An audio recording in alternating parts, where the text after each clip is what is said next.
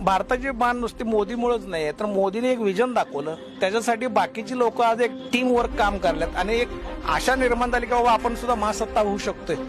आतापर्यंत काय होतं, प्रत्येक गोष्ट बाहेरनं मागवा, पण त्याने एक विजन दाखवल्यामुळे अरे आपण बाहेर पाठवू शकतोय की.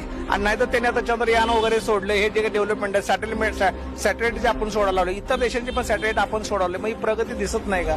त्याच्यामध्ये देशाची मान उंचवली का नाही उंचवली? पण लोकसभेत आता आम्ही सांगू शकतो की इथं मोदी आला पाहिजे, कारण का देशाची इलेक्शन आहे. नुसतेच देशाचे विषय नाहीत, आज आंतरराष्ट्रीय लेवलला जरी तुम्ही बघितला तर मोठ्या प्रमाणात बाहेरच्या सुद्धा मोठ्या शक्त्या भारताला मोठे व्हायचं नाही. कुणाला आवडेल सांगा ना?